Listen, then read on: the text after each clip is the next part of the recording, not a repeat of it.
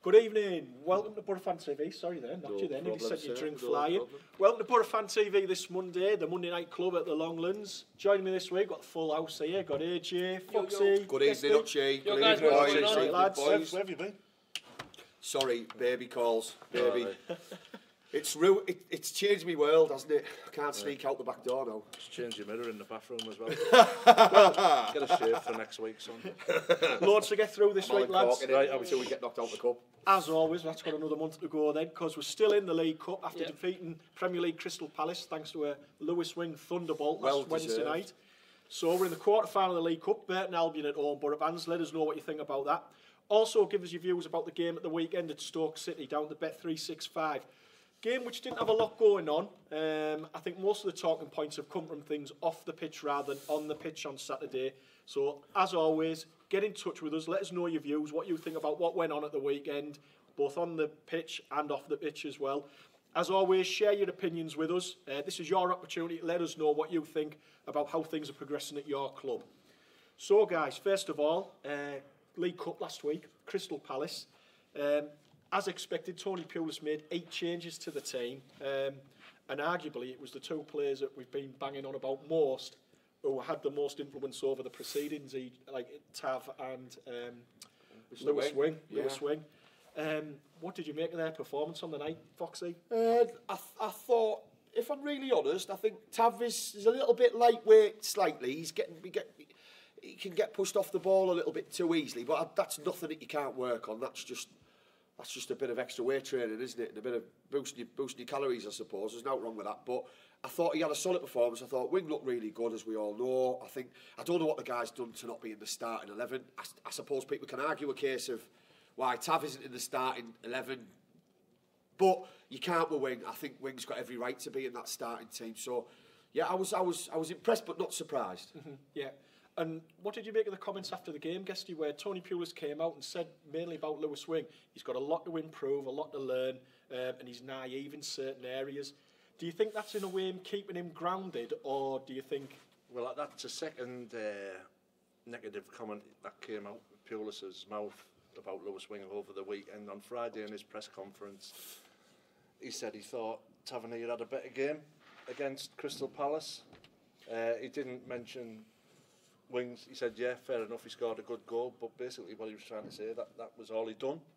But for me, yeah, Tav had a great game against Palace, but Wing was head and shoulders above every player on that pitch. And for him to say that on Saturday about the kid, you know, the lad deserves to be in the first team. Every fan, you know, that watches the Borough knows Lewis Wing is the player that we all want to see on a Saturday and a Wednesday now. Yeah. Do you know what I mean, James? Yeah. I mean, I thought Tav had a good game as well last week. Apart from Tav and Wings, we don't want to make it a Tav and Wings show every week. Any other players impress you on the night, AJ? Danny Bath, class. Unbelievable. Yeah. Really, it's the first time I've seen him, and I focused on him. We watched him at Preston, didn't we? He looked good. He looked good against Preston, didn't he? Him and Nathan Wood at the back, wasn't he? But I just think, you know, even on Saturday, again, against Stoke, he was solid. And you know what I mean? But the thing is with him, what I love about him is he puts his body on the line for everything. Yeah, he's a proper old school defender, isn't he? He put it over the back. He only put it over the back and he put his body on the line. Cardiff. Thanks for watching. And that was a great tackle, that. Yeah, he's class, Danny Batten. For me now, I'm thinking to myself, he needs to be in the starting 11 as well as what Lewis Wing does. Could I just say before, and I'm not going to start going into Tav and Wing like you say, but it's funny how, if that's all he's done, because I didn't know that comment, I guess he said about Pulis, he said, but how many players could we level at that they haven't even done that in a game and yet they still get the game every week? It's worrying, that for me, that type of a comment. Yeah. I mean, another comment just to go on the back of the League Cup game last week, Alex White, thanks for watching, Alex. Do you think Assombalonga will get back in the team now? For me, I know we'll touch on the Stoke game in a minute, but Jordan Hugel's played up front the last 2 games. In fairness, I think he's probably had his best 2 performances since he's come to the club in the last 2 games. Jordan Hugel's done everything what you'd expect a centre forward to do, apart from putting to score the goal. His hold-up play is 100% better than the Assombalonga. Yeah. And to be honest, he runs the lines better as well when he wants to. And he looked energetic as well against Stoke. And I think maybe what we've seen with him is just a guy that's trying to get match fitness and trying to get that sharpness back. And like you say, he looked good last 2 games, there's no doubt about it. There's no excuse for that one on Saturday, which he missed, but we've all missed them. Yeah, yeah. You know what I mean? And it's difficult when you get one chance a match. Yeah. And I think that goes for Assombalonga as well. In fairness, he has had his critics, and I understand that, but when you're going on maybe one, at the most 2 chances in a game... Yeah, you're a Premiership striker if you're taking them, aren't you? Yeah, you know, so we know it's 3 or 4 or 5 chances, but you know that he'll take one maybe. And so yeah, I think. Ian Aguero misses sometimes. Of course he does. We've seen them all put him over the bar from 3 yards out. And like you say, but the chance, you as daft as it sounds, you put any striker in a Man City team, and they're going to score more than they're going to miss because the amount that's created.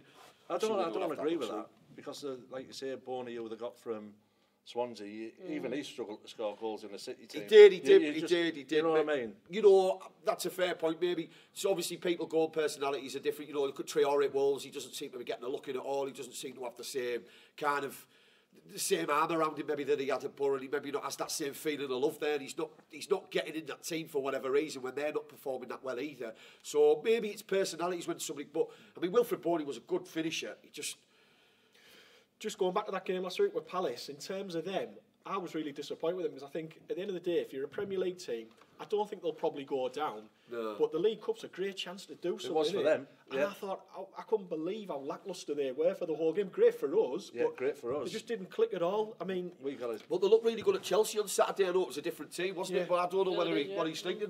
But until Chelsea scored 2, they looked like they were giving him a real. I thought it was going to go Crystal Palace's way, but.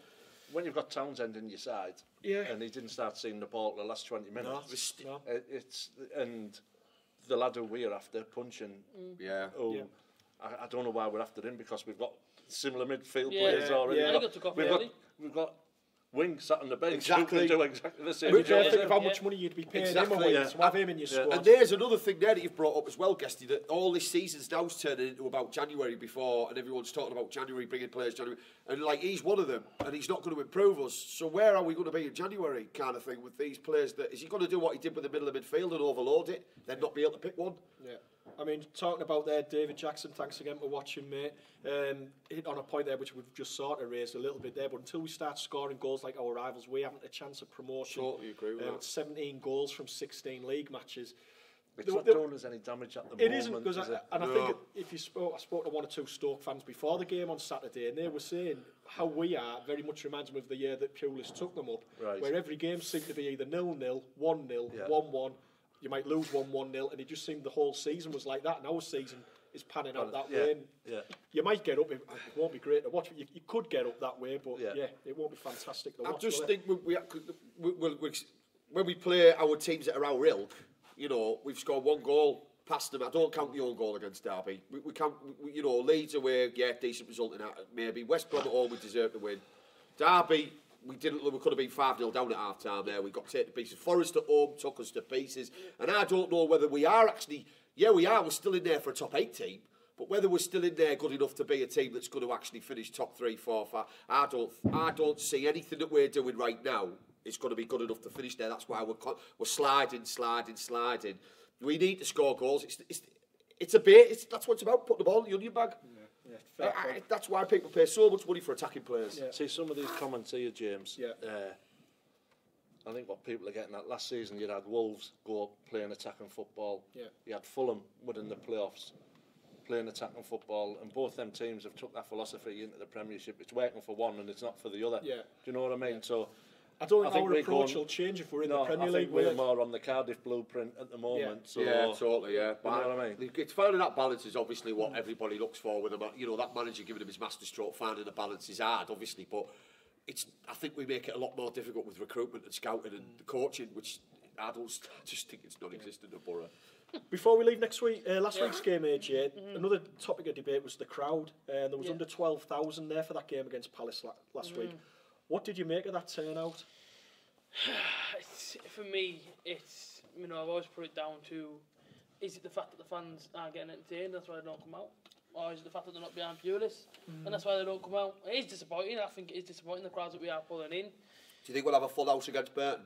No. See, no. I don't think, which is a shame, isn't it? I don't even think on Saturday against Wigan we'll have a full house. That'll be 20. No, we won't. 21,000 again. And for me, it's disappointing when you see the likes of, I know Leeds sell out every week, but obviously we've been in worse positions, AJ, and we've had a hell of a lot more people. But when you look at it, you know, Sheffield United are selling out near every week because they're up there as well. But when your team's up there, you're third or fourth in the league. You'd expect at least it to be sold out near you've hit the nail on the head with maybe behind the Pools thing, because every fan in Sheffield is behind Chris Wilder, because everybody's bought into what he's doing, and he's a very highly rated coach in football, and every one of them Sheffield United fans. Not everybody rates Tony Pulis, and that's why I don't think they're coming out and watching the team. No. But I talk to a lot of Boro fans as well at work, and they always say the reason why I don't go is because people aren't getting entertained for what they're paying for, which is understandable. I think that's part of it. I think another issue with the cup games as well is it's not the pricing, because I don't think the club could do any more with the pricing. As a season ticket holder, it's £10 to get in and £2 for kids. Yeah. I don't think they could do much more than have those prices. But I think, do you think there's also an issue about the cups? Because I think now, whether it be the League Cup, FA Cup, people just don't seem to, for whatever reason, be interested in them anymore now. Yeah. And I think, will people pay £15? Because if you're not a season ticket holder, it's £15. Will you pay £15 to watch what, in essence, is really a glorified reserve game? Because we made 8 changes. Palace changed all 18. I think the League Cup. What's the big club? What's the big clubs pulling? I watched a bit of Chelsea. They looked like they had a canny size crowd. Yeah, they did. Yeah. But like you say, the elite clubs, they seem to still attract a decent crowd. You know what I mean? Maybe that's because they've got such good squads that no matter who he puts in that team, they're worth watching because they know they're going to be entertaining. Like you've said there, AJ, I think a lot of it comes down to people thinking what teams are going to put out. Right. So you've said that. What people are saying now about our first team, we're so negative, we're so boring. Our second team, as you like to call them, with all these exciting young players in, they are worth watching. Yeah, so I why aren't they coming to watch them? Totally agree with that. Yeah. I totally agree with that. I think if you get to the final of a cup, you get 6 points. There you go, that'd fix everything. It's job done, isn't it? Well, I don't think... If you're 3 points off, right? Nobody wants to win that cup, like you say, do they? But as we said, our second string's well worth a watch, and he doesn't want to play any of them. It was a push for him to put Wigan Tav in the team against Stoke, I think. I think it was really forced on him. Yeah, I think he did it with gritted teeth and thought, oh, well, I'm going to have to, aren't I? Play badly, though, play badly. And that's something, that's why we're getting that feeling. Yeah. We can't all be wrong, can we? I mean, saying all that, what we've said there about the crowd and stuff like that, we're now in the quarter-finals. We've got Burton Albion at home next month. I mean, it's a great draw. And like you say, you don't think it'll be big, but it's a fantastic draw. Win that, you're in the semi-finals of one of the 2 major cup competitions. Who's left in this cup? Well, in all the London teams. Yeah. Isn't it? An awful thing to be in the way. I think it's 2 legs, isn't it? Yeah, if the ball was still in there, it's Man City. Get knocked out against Burton and just crack on. The thing is, I remember the town buzzing because we drew Orient in the quarter-final of the FA Cup in 76 was Wolves. 75 was Birmingham, 81 was Wolves. Yeah, that's all got over AJ's head, this. Orient. Getting to a quarter-final was a big deal then, mate. Still is now. Absolutely. Well, Chesterfield as well was one, wasn't it? I can't remember. I think that was a quarters, was it? Semi-final. Semi-final, Chesterfield. That's the greatest game ever played at Old Trafford, that. And you can have every game Man United played on that turf. And a few England games. That's the greatest game ever on Old Trafford. It was a cracking game, that, like. Sending offs, penalties, extra time, last-minute goal. Everything that you play on FIFA, it had. Yeah. Sky as well, by the way. Yeah, but I think that's with the championship games. If you're not on Sky in the cup, you can't blame Sky, can you? Gareth Jones, good point there, Gareth. I think season ticket holders should get the cup tickets included with their league tickets or their season ticket. It must be worth it to make the stadium look full. Some clubs used to do that. Some clubs do. I know Man United do, but I think you pay way over the odds to get your cup tickets in your season ticket at the start of the season. But it is a lot of... and then you're gutted, obviously, if you don't go very far, aren't you? Because Man United fans absolutely go mental for their cup ties because they've paid full price on their season ticket. Yeah. And then they sell the tickets for the day at discounted rates. Right. You know. On that note, it's not up to the Boro what they put their ticket prices at for the cups. Who sets it, the FA? They're only allowed to give free specials per season, I believe. Oh, really? They can reduce the cost of a ticket. What? So what you mean specials? But each round, whatever round. Yeah. So if a ticket would usually be £20, they can only reduce do they have to? I think the 2 clubs have to agree as well. The 2 clubs have to agree on the pricing. Not the clubs, it's the FA on that. But was poor last day when St James really poor? If we get through against Burton, which fingers crossed we do you think there's a danger of us following Bristol City's example? Last year they got the League Cup semi-final and then absolutely crashed and burned after New Year, didn't they? Yeah, you can go up against Man City and all these top clubs who are left in and give you all over 2 games. Come out of that absolutely deflated in January.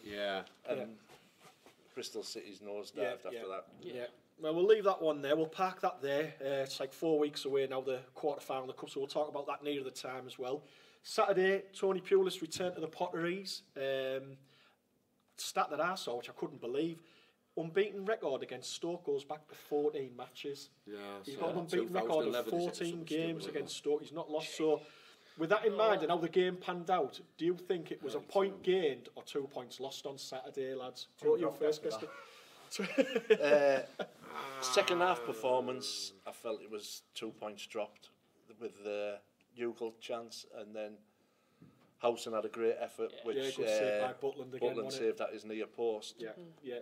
I think that Stoke were there for the taking in the second half, but like we all said last week, if someone had said you go on the Potteries, get a point, got a point. Well, we said, didn't we, in the preview, didn't we, during the week, we said if we're going to get a point, we won't be angry at them. No, you can't be. Point away from home is always good, isn't it? As long as you win your home games, isn't it? You know, but that's what we need to start doing. That's it. And that's it. Our last 4 home games, we've picked up 3 points. Yeah. And that's where it's falling down. And half a goal. Yeah. Was it half? But like still counted, mate. Still counted. We just need, like you said, our home games, we just need to move the ball a lot quicker. And but you know, like, I think this thing now with when we're talking about bringing people in January, I think we need an injection. If we're not going to play our own youth, bring in some other youth with energy. There's players out there, there's so many players out there that could be ready for a loan deal. Smith wrote Arsenal. People talk about McTominay. He's awesome.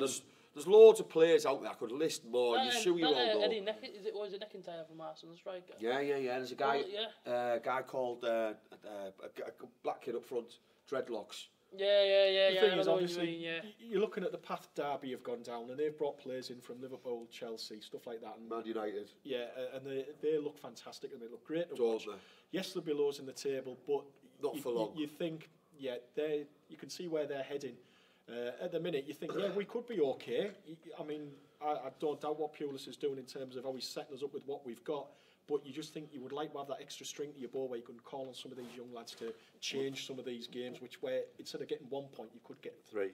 Well, as you've said there about Wing, he doesn't want to have a good comment about him, and I just think it's mental. Like, he's a talented player. If that was a Frank Lampard, like what James said, is it to keep him grounded? Do you know what I mean? I don't think he needs grounding yet, though. He's a 24-year-old man. Of course he is. I don't think he does, Guesty. I think if he was 17, if he was Stephen Walker, who's coming up and he's hitting the scene, he scored one against Rochdale or Accrington, whoever it was. Sorry, Notts County. Don't mean to sort of diss it there or anything, but then he's coming and he scored against Palace, and he needs to. But not Wing, like you say. He's been around Wing. He's almost like a seasoned professional. Chapman's the same for me. I fear that in January we could lose some of these lads. Don't be surprised if it happens. And how many times have we seen a player go elsewhere and improve himself? Look at Adam Reach. He's on £5 million. Yeah, I know he's on £5 million. Now he's one of the most talked about Championship midfielders, isn't he? Well, a lot of people want him now. Wolves are in for him. People like that want him. I mean, look at the midfielders they've got. That's Aaron Chapman. Imagine if he goes to Blackburn in January. Whose fault is it then if he leaves?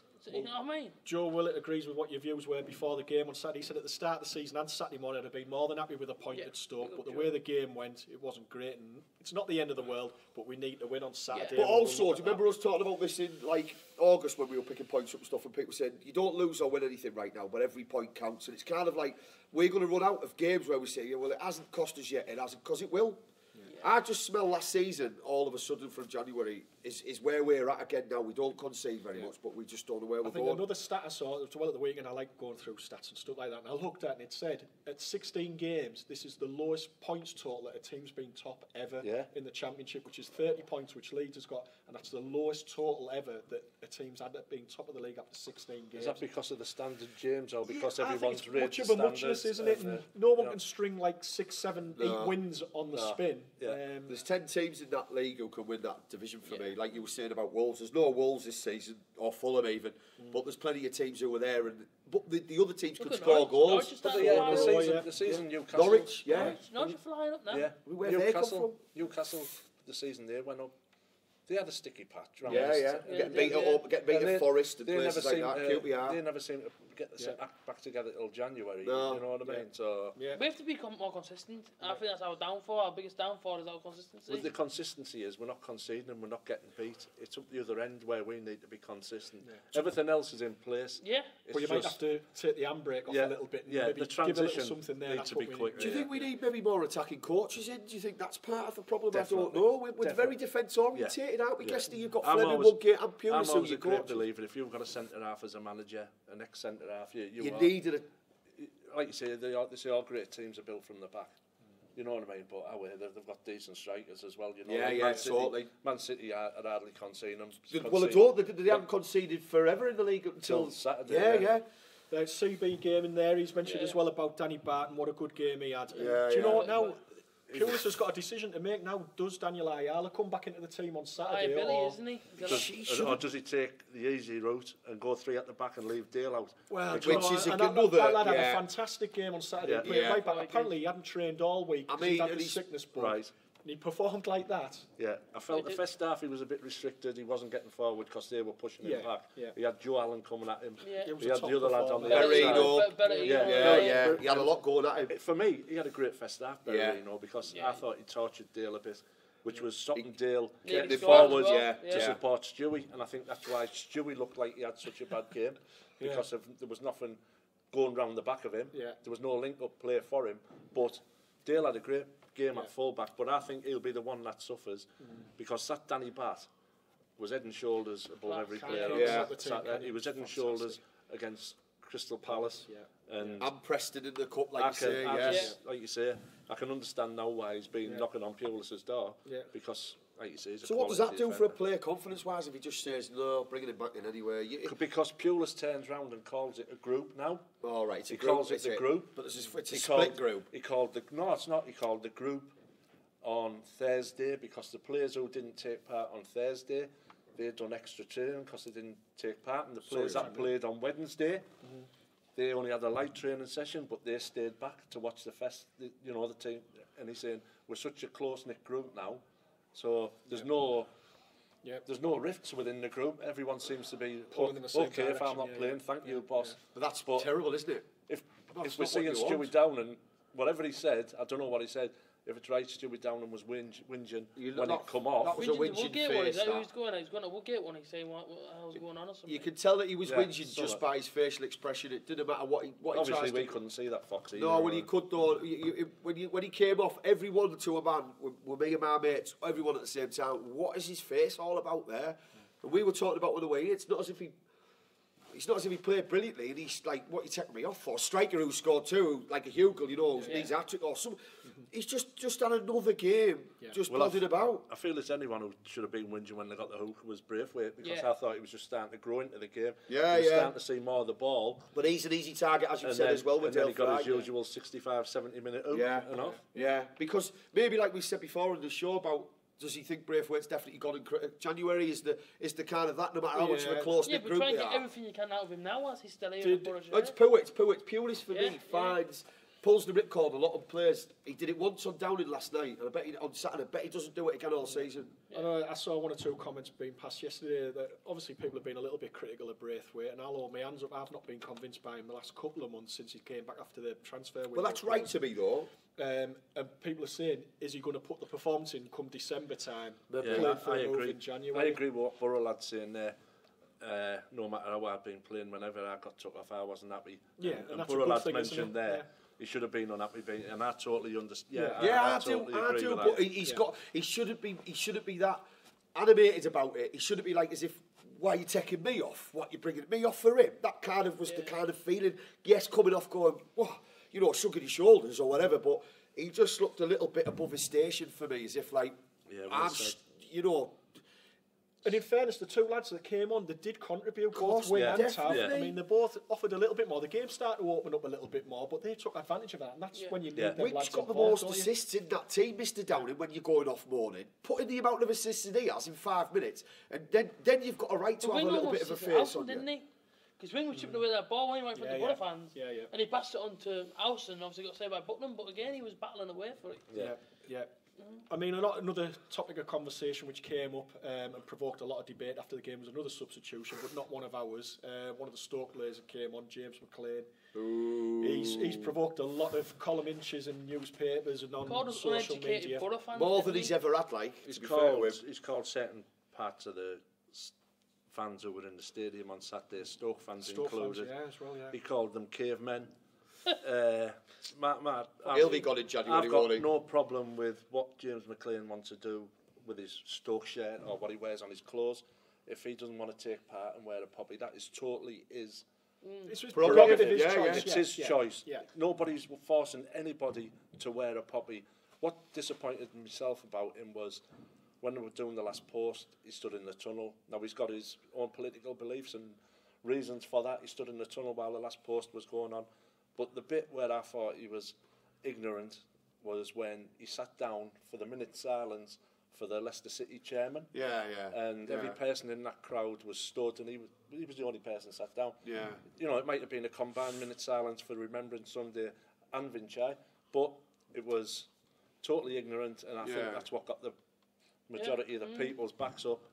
Who were, you know. It's the fact that he looked over though and he shook his head at the players that were stood in the centre circle and sat down, and I'm like, listen, man, just pay your respect. It wasn't his fault it was a helicopter crash and he went that way. You know what I mean? Sad. For every person who bought a programme on Saturday at Stoke City, their front cover was covered in poppies. You know what I mean? So he's saying the majority of the Stoke fans and Stoke City as a agree club with as well. his decision. They did a lot of things around that game, didn't they? They had, it was brilliant, They had some of the armed services there. Yeah, They played the bugle and everything like that. And as a club, they're a very proud club. And I'm not saying anything about James McLean. He's got his views and he's entitled to those views. But like I say, there's a time and a place, though. Yeah. And I think, unfortunately, and like I say, I haven't walked a mile in his shoes, and I put up with the abuse that he gets, which he says he gets. But at the end of the day, do you think he's made matters worse for himself now by his reaction when he came off the pitch at the end of the game? See, we were outside doing the interviews. We didn't have a clue what was going on, but apparently I've seen the footage where he does incite the fans. Obviously, he can't be the only, what you call, Savage, who used to play for Leicester. He used to get abuse every day. Roy Keane, players, Vieira, all them players have come to grounds and had abuse through at them. Ronaldo used to get it, didn't he? They walked down the tunnel with their head held down and walked past with a bit of integrity. So, you know what I mean? So for him... Showing that level of immaturity. He waited until everyone had cleared off the pitch, it looked like, because it was George Friend, and then he was on that far side of the pitch, and he'd come down, and he was grinning at first, the Boro fans, when they were singing to him.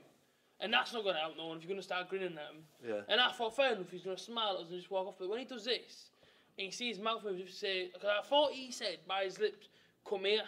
To one of the Boro fans, I thought he did this with his hand. Certainly gestured towards the Boro fans. He did that, and I was like, look, that's not helping no one. Yeah. And that's what made the three individuals at the front of the Boro crowd go mental. Lose their heads, and you know he doesn't have to do it. I think it's a silly move for him. I think it's just now. Unfortunately, he's going to make himself more of a target for people that give him abuse. Now it'd be interesting to see will he play for Stoke on Saturday at Nottingham Forest. It's an away game, and again. But the thing is, the Boro fans are getting a lot of criticism about what happened on Saturday. It wasn't nothing to do with him not wearing a poppy. It was the fact that he sat down for the minute silence and his reaction at the end of the game. You know what I mean? It wasn't because of the poppy. It was. Well, like you say, that's his right. If you don't want to wear the poppy, that's fine. It's his choice. That's fine. But you don't then make that behaviour something for everybody to see in the spotlight. I think everyone accepts that. It's his choice. Of course, it is. No one's going to beat you up for that. That's you know, it's fine. Like you say, you don't then make it more than it needs. You don't highlight something which is not needed to be highlighted. I think if next week or next season, I think he just needs to be locked in a room so he can't put no statements out. and left and just let's well, he had a few antics at West Brom, didn't he? Because Pulis, when he was there, remember his interview when he came out and said James McLean is not the brightest spark in the box. That's right. He doesn't think, he doesn't, you know what I mean? He acts before he thinks. When he did it, I thought Pulis was right what he said about you there, because you don't have to react like that. No. I mean, he got to the point as well as the shoot was literally pushing him into the tunnel. And George Friend just stopped and looked at him and I just thought, it looks a bit embarrassing what you're doing there. Yeah. Do you know what I mean? You can hear the chants. Just walk past him. Just be the bigger man. Surely you're getting paid enough money, Mr. McLean, every week to take a bit of abuse, aren't you? Surely. I'd have half your money and take twice the abuse, quite happily. Stupid. I'd take the same amount of abuse for no money. Every week. And that's I won't say that. And that's not of Satan's part of the Stoke fans. You know what I mean? So getting back onto the game, there's some concern that Boro have passed up another opportunity to go top of the league. I think there's been 3 or 4 different occasions now where if we'd have won a game, we'd have gone top of the league. 5 times, James. But can I just ask you, frustrates the life out of me. Well, on that then, is that just because A, we're not performing well enough, or B, we're just not good enough? Because we can't keep winning and playing badly. So then, for me, we're the only team in history where we win a game, play badly, we don't get any confidence to play well in the next game. So is that just our level? Is that where we're at? Is that the 5th gear for Boro at the moment? We ain't got another game to go to. I think with the players we've got, we're playing at our maximum. Yeah, I just would pick because we can't carry on playing bad and winning. So I just think the way we play is very physical. I think we can. Do you think so? Yeah. But I think we're going to get the point, Guesty, where we play teams like when Forest played us at home, where we play against a team who also play well, but are also organised like we are and have got individuals. That's why I worry now about where we'll end up. But I agree with Pulis. It was our strikers again that let us down on Saturday. Yeah. It's been putting the ball away. That's been our downfall. Whether it's a 1-0, you know what I mean, or a 1-1 where we could have got back into a game. So then that's attacking coaches, as we've just said. Must be needed there. Pulis said on Friday in his press conference, we've been over it and over it again. There's no need to mention it again. It's been sorted. And Jordan, you get one-on-one with Buckland. Yeah. What did they show me? What to do? Yeah. Was it lefty? All right. Hang on, 2 seconds. Hang on. Pass the buck. Yeah. It's just there's an awful lot of pressure on those forwards now. Whether they must. That's feel a very well good going point. Onto the pitch at the start of a game. That's a very good point. They must know if we're not going to deliver goals, we're going to get it in the neck again. And we know we're going to defend well, but even no matter how much tracking back I do as a striker to help me defender, or when he headers I head off for a corner away, like used to have Alan Shearer, used to be in his own box every week, didn't he? And Clayton be a great header of the ball. Or, there's millions of examples, but that's a great point what you say, because if they're not doing up their own end, they're only doing what everyone else is doing. Defence gets all the credit, innit? I remember the grips, and we've had some great Boro sides, and even then, the players usually get criticised, but they take it. Of course they would. But the culture now is they just seem to get a lip on. Yeah, as if like who you're talking to kind of attitude. See, that was my problem on Saturday as well, James. Stoke City, you know, you should hang your head in shame. Where their car park is for the players, it's surrounded by your green security fence, but it's got big, massive gates either end. But even then, all the Stoke fans waiting for autographs. They're ushered, not to the gate, they're ushered behind the fence, and the fences. So the only person who could pass the pen over was Peter Crouch. That's how high the fence was. And they're getting photographs took with the fans through a green fence. Really? Yeah. Come on. I mean, you come on, you championship. But there's a gate there that can go outside the gate and spend 2 minutes in amongst the 30, 40 people who were there, sign some autographs and go back in. Do you know that's a legacy of the Premier League? Exactly. That Premier League club That's more of a mockery when you hear about people like Cristiano Ronaldo getting off his bus when he'd already sat down just to go and sign more autographs and stuff like that in a World Cup. And I've stood outside the Riverside. Man United had won the league. I remember that. The coach was full. Remember and that. Alex Ferguson and Ryan Giggs were stood there signing autographs to Boro fans. 95, and every Man U fan on that player on that bus was shouting for them both to get back on the bus. But them two, being the people that they are, just stood there signing autograph after autograph. Well, that's the Stoke game done. So we've got one more league game coming up this week against Wigan before another international break, which I know we're all looking forward to, aren't we, lads? The way Rooney international. The US of here. A.J. will be happy. You'll see him start picking the ball up and annoying it like that. Yeah, she's the wrong type of sack. Big up the 49ers. Actually won a game the other day. I hope they've left Wembley out. Oh, good, yeah. I've hope they left all them stupid lines on Wembley. Listen, right. It's right. Tottenham have still got our team the other day got our second win in the season. They'll get a free kick, one, and up one, up two. Go on. 10 down. Reload. So we've got Wigan on Saturday, lads. It's just a poor man's rugby, that. It's a good job. Boro don't have to break 10 yards in 4 moves. I'll tell you what. Month 3. He's managed to get 3 yards. So Wigan on Saturday at home at the Riverside. And like we said earlier, we've had 4 home games. The last 4 home games, AJ, we've got 3 points from 3 draws, and we had the 1 defeat with Forest. So hopefully it's going to be a lot different on Saturday. It won't be. I'm not being funny, but I watched Wigan on yesterday. Leeds. Yeah. And Leeds just walked through them. Another 1-0 down. But that Hernandez could have had 3 or 4 on his own if you watched the game. I don't know if you watched the game. Do you think that's because of how Leeds play, though? Leeds are a lot more direct than us. They were so poor Wigan down the flanks. You get their back line and their main centre-halves out on Saturday. Oh, crack on, you do my preview for me here. I know. No, please, because it is that. Yo, guys, what's going on? But listen. They've got the last 2. What it is. You might as well have. I'm looking at it. I just think that's got to be 3 points Saturday. Yeah, well, it's got to be 3 points. Liam Moore agrees with you there. He's saying dead easy 3 points. We said this about Rotherham. Rotherham hadn't got a point away all season. Mate, I just watched him. If teams park the bus against us, he's done a great job at Wigan. Absolutely. He is, but for a team to go there yesterday, Big Garner's a player so to easy watch. to get past them. Garner and Windass. Yeah, both at Rangers last year, and both been at Ipswich. Garner's just. Yeah, I mean, don't like him personally. He's a handful. He's a handful, and he'll get busy about. Player. He'll Rise a lot though, doesn't he? Like I say, I know we mentioned the stat before we played Rotherham about they hadn't got a point. Wigan have played. Wigan have had 8 away games. What? No wins, no. 1 win, 7 defeats. Oh, 1 win against Stoke. If there's any Wigan fans watching tonight, honestly, get yourself down here on Saturday because you'll love it. You'll have a great day out. You'll finish. You'll score. You'll get a point. You'll get a good pint and get a good interview with the lads. But I'm telling you now, this is your get round here celebration. Say it with roses. So, to avoid what happened against Rotherham, Foxy, what do we have to do to make it a different game against Wigan on Saturday? Bear in mind they've got players out. They look there for the taking at the minute. But what do we have to do to make that happen? In all seriousness, we started the tonight with this conversation about players that need to play, which we've hammered on about. The guys that we've mentioned, Wing needs to start 100%. Dale Fry needs to start. He needs to start 3-4-3 or something like that, and he needs to just bust a gut and start. The one game I've seen us this season where I've been really, really impressed, at least one half, was West Brom at home. First half, we were brilliant first half. We could have had 3 or 4, we looked brilliant. Don't know whether that was just West Brom hadn't started the season well or whatever, but we didn't give them chance. And if we start like that, I've been looking for that performance since then. We could, no offence Wigan fans, but we could have a right good scoreline, which we haven't had for a long time. We need to score 4 or 5, Boro. We need to have a day where we just, everybody wants it and everybody's shooting it. And it's important, Guesty, that we have a positive result, because like I say, it's a 2-week break after this one. And since the last break, we have been very much stuttering, haven't we? We're still there and still in the top 6, but it'd be great to go off, sign off with a win on Saturday. We need to start to go off and start like we did in the first 5 games, where we were high pressing, high energy, you know what I mean? Yeah. For some reason now, our dead balls into the box, free kicks and corners are absolutely abysmal. Yeah. You know what I mean?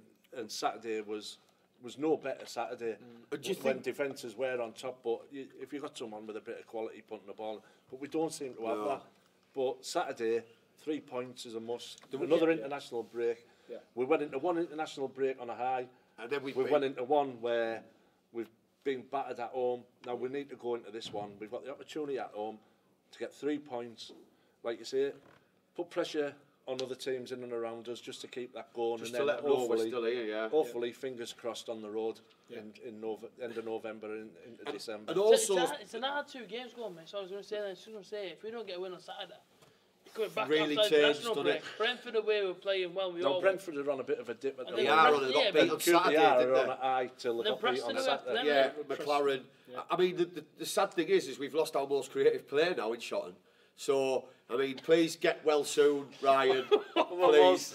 Our most creative player. Please, because he's our only way of getting the ball into the box. Yeah, we need your weapons. We need those throws, please. Shot it in here. Stewie Downing for me is going to be player of this month, I reckon. What? I mean... My own opinion. Yeah. I mean, I don't know where play where. He's our most creative player we've got in the squad. He's not, though. Yeah. Do you know what, right? Can I just say this? Stuart Downing couldn't create a mess.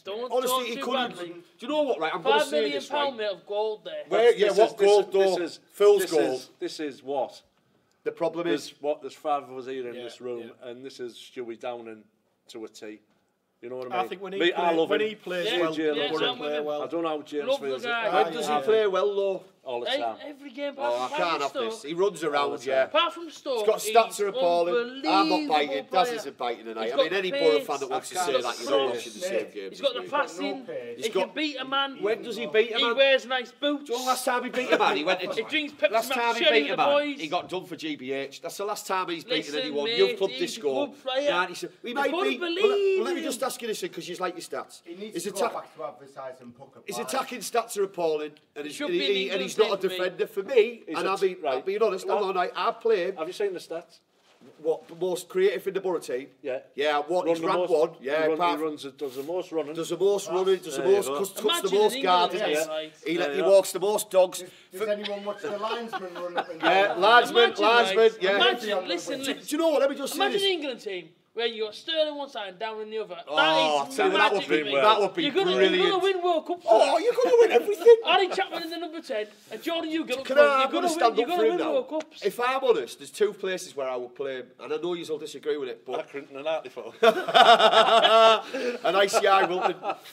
I would play him either left back, right? Because he can't half run, obviously, him and Mo Farah. I'd play him left back because then you're giving the option to play someone a bit more of an attacking nous to play left midfield, and he can have a left back. It didn't. It's not. No, but this is where I'm at now. Would pull out of a tackle in an under 11s. He would, right? But these, I never said these were good options, though. Too strong to hurt the other player, so he has to pull out. I never said these were good options. If Stewie Downing doesn't want to tackle anyone, I haven't got a problem with that. No, I don't. Oh, Messi, Ronaldo, all these quality. Yeah, you're right. To be fair, they're they're just examples. There's other players in the team. Neymar, Mbappe. These are all on his ilk.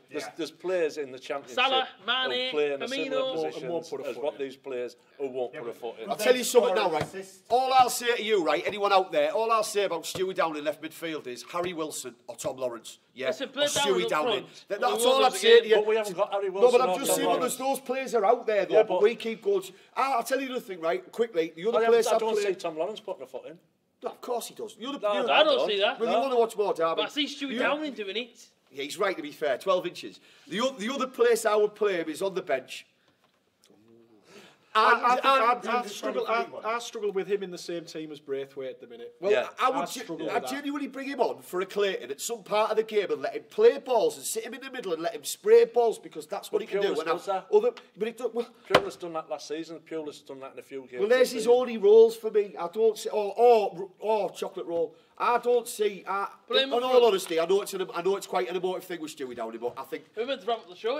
If he's our shining light, then honestly, play Downing in front of me, Jordan. You won't lose a game. I used to stick up for Downing, right? But I've been to every game, right? He does nothing special. He's fantastic. Nothing special. He does. An attacking midfielder should be assistant. He should learn how to cross the ball rather. Well, he's winger though. Yeah, but he's on the wing now. But wing's a winger. Well, he does cross balls in. Joe Willis. He puts corners in. How many assists? Joe Willis came up with a He's had that many, I forgot.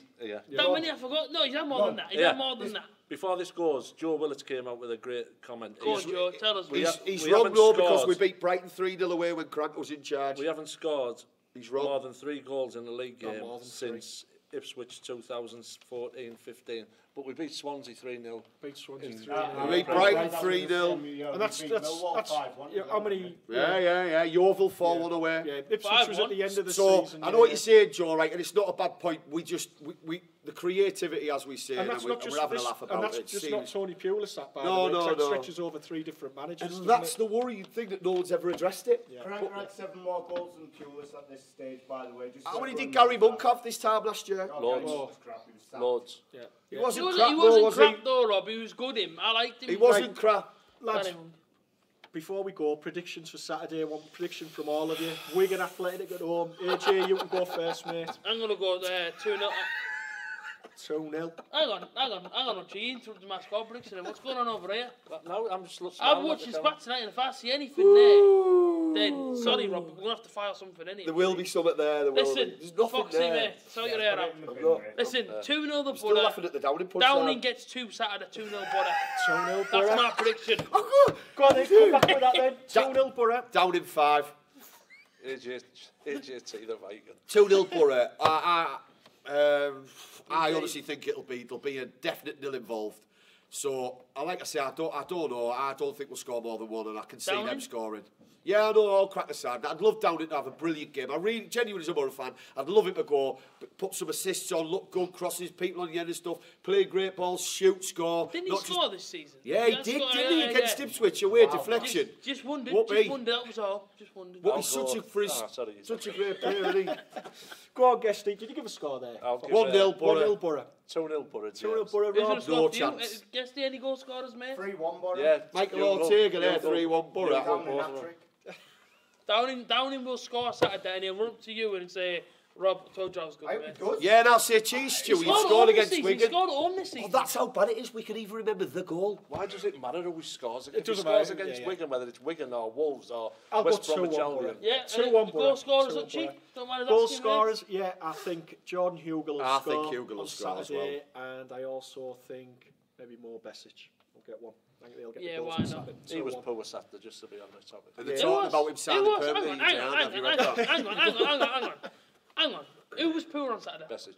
You're having a laugh. Yeah, holds on. He was alright Saturday. He holds on the ball too. Shut up, man. He holds on to it too much. You run to it. He used to get it too much. He was poor. But he doesn't kick off about that, does he? No, he doesn't watch it. I'm kicking up a fuss about more Besic, right? I like him. Good looking man as well. Big up You're Besic. getting well upset. What the hell is going on with this guy tonight? Well, hang on. We had this about this time last season guy. where he was buying Haribo to go propose to Britta Sombalonga. He was buying some Haribo rings to I hit them all, so I didn't have any left. I hit them all. This was this time last season. By February, it was over. It was it wasn't. No, but it was over because if you remember, it was a wild romance. That. Why did it end? Because if you remember, he put the ball at me in South Stand and I got the message there and then. But listen, more message on Saturday. Got the message there. That was in a bottle. In a bottle, yeah. That was at 5:15 when everyone had gone as well. Listen, more message. I thought he played well Saturday. More message. AJ, yeah, what? He's better than Downing. Oh, well, no, he didn't. Oh, no, I'm going to have the wrong team here now. I thought as well, can I just big up as well, the Stoke City lads out there for putting on that firework display opposite the away end. That's the only thing that was the only good highlight in the first half that me and Rob were watching, so big up the fireworks. That Stoke City fullback, he's played there a lot, and because he was the only one who worked out the bend that ball in on the wing. He was good. But yeah, anyway, lads, we've run out of time. Thanks for a great show again. Cheers, enjoyed lads. it. Big fun. Thanks again, Boro fans, for all your contributions tonight. Follow us during the week on Facebook, YouTube, Twitter to keep up to date with all the things ahead of the Saturday game with Wigan. Don't forget the lads will be out and about outside the Riverside before and after the game. Not sure what your man Foxy's doing this week. Are you going to do a preview? Preview for what yeah. So there's all that to look forward to. Might get a day off this week then. So lads and lasses out there, thanks for watching. Until next week, thanks again. Good night and up the Boro. Up the Boro. Peace out the Boro. Down into King.